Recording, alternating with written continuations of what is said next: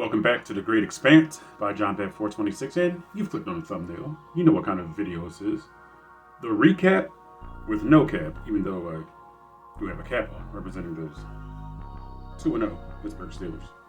Undefeated in our division, an undefeated NFL football team. Who would have seen it coming? But this video is not about the Pittsburgh Steelers, number one in our division. It's about The Penguin, the series starring Colin Farrell, who is reprising his role as Oswald Cobblepot from 2022's The Batman. He is the titular character, Titular, the more you know. In the series, The Penguin, Oswald Cobblepot. He was the right-hand man of Carmine Falcone in the Batman. But then, when Oswald learned that Carmine Falcone was a protected federal informant, he breathed threatenings against Carmine Falcone right before the Riddler murdered him in front of a bunch of people, right under the lamppost, okay? And the movie ended with Penguin returning to, I think that was the Iceberg Lounge, that circular window that he was looking out of. And he's just scanning the landscape. And even without any words being exchanged or spoken, you could tell that he wanted to be the top dog, or the big cheese, the head man in charge, okay? So that's literally where the series begins, and then we do a time jump. We go to a week after the murder of Carmine Falcone. Oswald Cobblepot returns to the Iceberg Lounge, and he's met there by Alberto Falcone. Now, this video is going to briefly recap the first episode. I don't know if there's a title for the first episode, but I really want to get into the lore behind the characters. Like, a lot of things that happen in this episode are right out of the comic books. And no, this is not supposed to be shot for shot with the comic books, particularly Batman The Long Halloween, or Batman Year One, or Dark Victory. It is not supposed to do that. And I'm aware of that. I'm perfectly fine with the way the characters are portrayed. But Alberto Falcone was the serial killer, and unfortunately I'm spoiling this, but it's 28 years later, so you should have read it by now. But Alberto Falcone is Holiday, the serial killer from The Long Halloween. Now, Holiday was going around murdering what seemingly was just his father's enemies, but he was also killing members of the Falcone family. And he was crazy. That's why he did it. Okay, he wanted his father's love. He wanted his father's attention, but he accused him of not even knowing what his birthday was. But Carmine, the Roman, he wanted to protect Alberto Falcone from the life. That's why he was proud of Alberto being from Oxford University, and Carmine loved his son. So the reversal in The Long Halloween, the animated movie, where it seemed like he didn't really care about Carmine and he was like telling jokes about it, that is not accurate as to who the characters are. That was for that medium, the cartoon medium. I'm referring to the comic book medium where these characters are based on. But in this medium, okay, the live action, okay, not animated, but live action Penguin series, Alberto is a drophead. He's a drug addict. He's an addict. He's not fit to lead, okay? But when Penguin returns to the Iceberg Lounge, which was an establishment of Carmine Falcone's, Alberto comes out of nowhere, holding a gun to the Penguin, like, "What do you want, Ozzy? What are you doing here?" And Penguin flips the script saying, "Oh, this is all yours." And Colin Farrell looks great in his prosthetics, as he did in The Batman. The scar is the same from his lip all the way across here. It's very believable looking. Like, I never would have guessed that it's Colin Farrell. I would not have, I'm just be honest. So the Penguin kind of finagles his way, because whenever the gun is aimed at the Penguin, he'll do anything to get the gun pointed elsewhere. Okay? So it seems like this loyalty is just flip-flop, when really, he's just trying to survive. He's just trying to elevate. So in the trailer, we see this. We just didn't know who he killed, or I didn't know, because I didn't do any background searches on the trailer. I just watched them without trying to figure out who was in the series. That's the guy that Penguin sort of leaned over in his in the sofa chair and just goes bah, bah, bah, and shoots somebody. That was Alberto. Okay, so he murders Alberto Falcone. As soon as he does it, he's like, "What the?" And he's about to say the F word, and it cuts immediately to the title card, the Penguin. That sort of frenetic violin, and the music is great. The score is great. The setting is perfect. This has the same grit as the Gotham City that we got in The Batman in 2022. The streets are just such a palpable presence. I just love the way it's done. You see some areas are just still flooded. There's a lot of garbage. When he goes to the elevated subway car, which we call an L, like one of the subway cars is just like destroyed because of the flood from the end of the Batman movie. And I just love the attention to detail. So Penguin is brought before, I'm going to go back to something else, okay? But Penguin is brought before, I heard the names, Johnny and Milos. Now, Johnny Vitti was the nephew of Carmine Falcone in Batman Year One. Now, Johnny Vitti was supposed to turn state's evidence against Carmine Falcone and testify against him. And there's a particular phrase that's used that the Roman tried to get a hired knife slid between his ribs. In other words, he just wanted to kill his own nephew. But Carmine, he turned Johnny away from testifying against him and he threw him a big wedding bash, okay? And we never, I'm trying to remember if we ever learned who he married. I don't think it was important enough, okay? But as I said, Alberto Falcone as Holiday, he killed Johnny Vitti first. Or did he? That's a spoiler that I'm not going to touch right now. Because there were multiple Holiday killers. So, but I do believe it was Alberto Falcone. Johnny Vitti is the first person killed. So if that Johnny that Penguin met is the same Johnny Vitti, that's the background on him. Now, if the other name was Milos, Milos was the bodyguard of Carmine Falcone in Batman Year One. Okay? He was the bodyguard. But this one, he looked like he was like sort of running the show a little bit. So maybe it's the regular Milos, or maybe he's a Milos Falcone or Milos Vitti. I don't know. The name Vitti, okay? Carmine Falcone's sister Carla is a Vitti because she married into the Vitti family. So whenever you hear Vitti, whenever you hear Gigante, I'm going to get to that other Gigante. They are all comic accurate lore characters. So let's go to Sofia Falcone Gigante. In this one, she's just being released from Arkham Asylum. She's nuts. She's a psychopath. And when she's having her discourse with Penguin in that restaurant, wherever she took him to, she talks about how she was a psycho serial killer and she was called the Hangman. That is directly from Dark Victory. Spoiler again, she was the Hangman.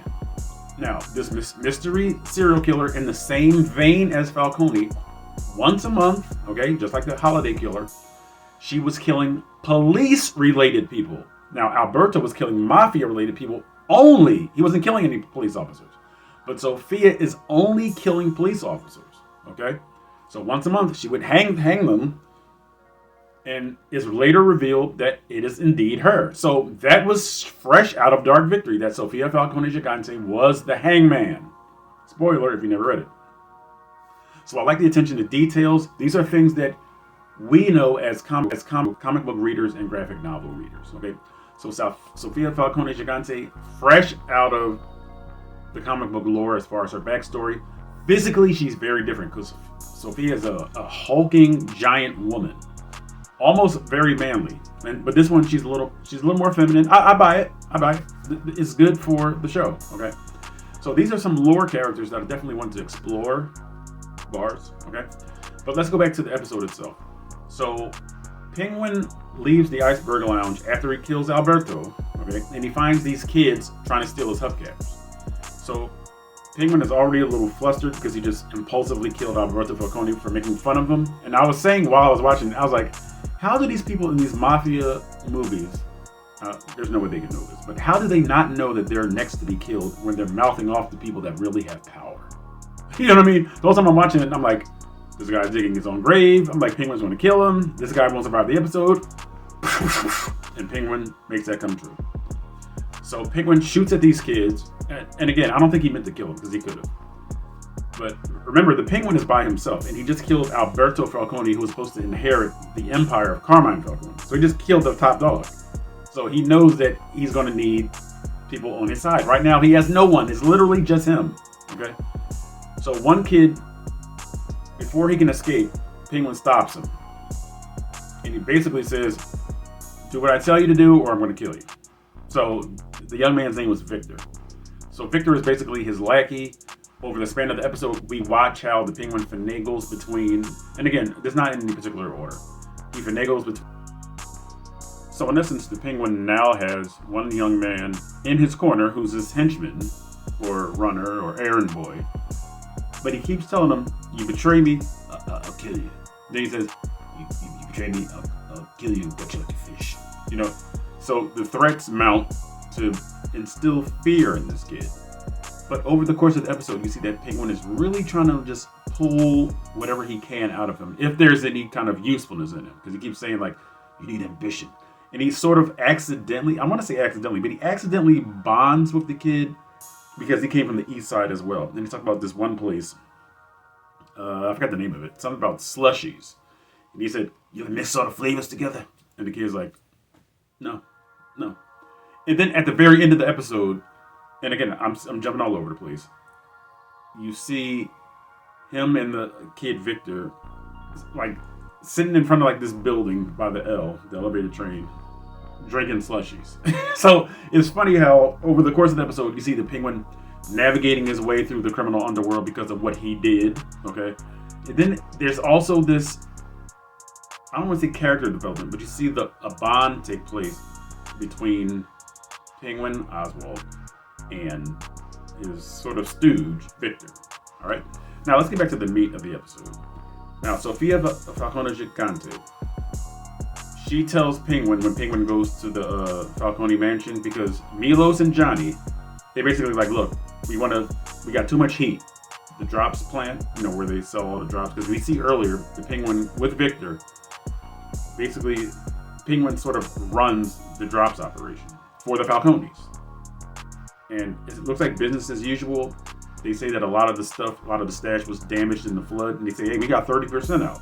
So we can sort of, I don't want to say rinse, dry, and repeat the drugs, you know what I mean? But that's basically what they're saying. It's like, yeah, a lot of the stuff was damaged by seawater, but we recovered 30% of it. The Penguin's like, he has pictures of people. I thought that Milos was actually in those photos, but maybe I was looking wrong. Whatever. So he says, like, he wrote "Let's be pals" on an envelope that he's going to bribe somebody with. It just shows you that the Penguin is really just a sinister character. So when he's called to the Falcone mansion, who he works for, he runs the drops operation for the Falcones. They say, yeah, we're closing down the plant. And the Penguin's like, this is a multi-million-dollar plant. And he said, yo, we got too much heat. We're moving to, I think they said Robbinsville. I'm not sure what that is, okay? I mean, only because I've never heard of it, all right? But I think it was on the outskirts of Gotham, or like a suburban area of Gotham, because they think they have too much heat on them from the police. So Penguin's like, they basically said, you got 48 hours. Penguin's like, I got something big planned. He's like, but really Alberto has something big planned. So he rehearses Alberto's plan, and Sofia emerges from the back. She hears him say this. And when she takes him to dinner, well, lunch or whatever, she says, like, I've just been released from Arkham. He's like, look how these people are looking at me, the other patrons in the restaurant. She says, how do you think they feel watching this psycho killer, her, among them in the regular population again? Because I guess it was highly publicized when she was arrested for being the hangman. So then, now this actress, is it Kristen Melody, maybe her name is? She has these big eyes. So I buy that she's a serial killer. I buy that she's a psychopath. So she said, it's funny because no one's seen Alberto. And Penguin is like, he'll turn up. He's kind of, I don't want to say nonchalant about it, but I think he wanted to come across as being a hardened criminal so that his guilt wouldn't shine through. But she sort of sees through him. Like, she's like, okay, I know you had something to do with it. So then Penguin goes to visit Sal Maroni, okay, in Blackgate Penitentiary. Now, let me go back. After Penguin killed Alberto Falcone, or whatever, before he killed him, he opened the safe in the Iceberg Lounge. There was like a box full of jewels, and there was a ring, not quite my ring, all right, but there was a ring that signified power to the Falcones, and Penguin gives it back to Alberto Falcone. He said, this was your father's, and he said, and wherever your father got it from, okay? So when Penguin, fast forward, when Penguin goes to visit Sal Maroni in Blackgate, he's basically saying, I can have the Falcones eating out of your hand, Sal. And Sal's played by Clancy Brown, who voiced Mr. Krabs. And he played Byron Hadley in Shawshank Redemption. And Clancy Brown has been all over everything, okay? If you don't know his voice or know him, just look for him now, and you'll hear his voice, you'll recognize him, okay? So Sal's like, okay, this sounds good, Ozzy. He said, but you finagled me before. He's like, I don't believe you. So then Sal's like, I don't never want to see you in here again. He's like, get out of here. Okay, because Sal Maroni is a big shot caller. And the Falcones, they basically, I think they hung Sal Maroni out to dry because, Carmine was a federal informant. He lost the drops business and the Falcones inherited it. Okay? So the Falcones sort of put one over on Sal Maroni. So then, when Penguin's walking out because he was visiting him in jail, he turns around and he pulls out the ring.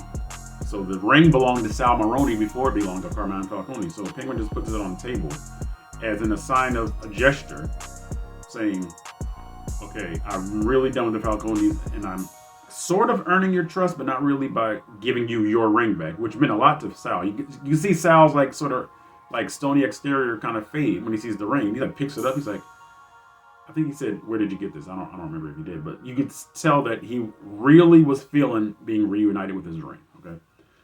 So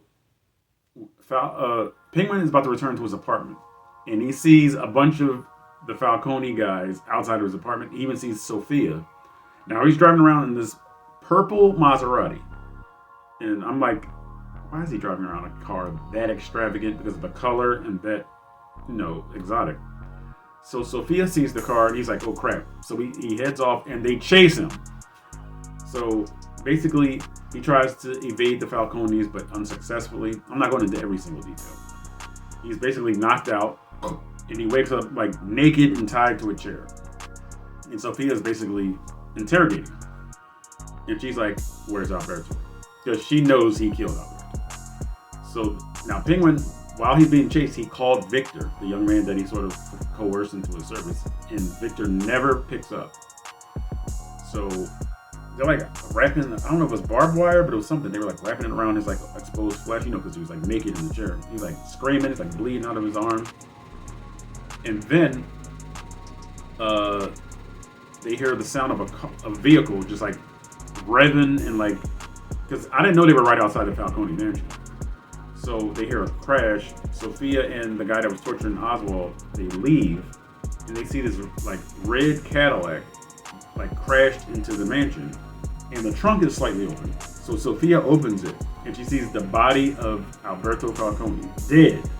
Okay. And she sees that his ring finger was cut off. So immediately this plants in the Falcone and on the interior of the trunk it said payback. Okay. So basically, Penguin has reignited the war between the Maronis and the Falcones because they assumed that the Maronis did this for the ring back that Penguin gave to Maroni when he met him in prison. So I love the attention to detail. I love the way the Penguin is sort of just like trying to maneuver his way into the hierarchy of the criminal underworld in Gotham City. It's very well done. A lot of F-bombs. There's one instance of brief nudity. I think a woman flashes one breast. So aside from the language and the gore, like, this is a really good series.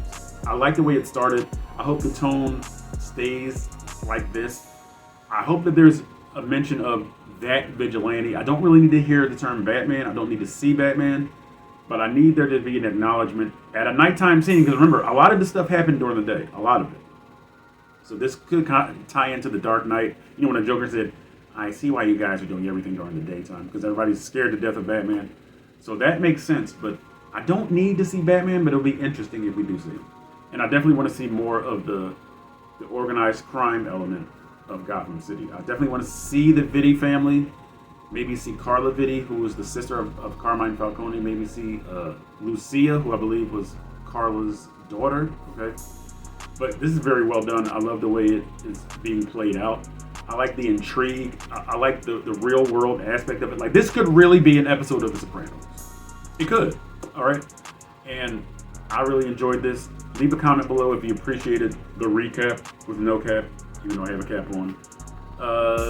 Let's continue this series. All right. And do your part. I'll do my part. So The Great Expanse by John Bat 426 can and will expand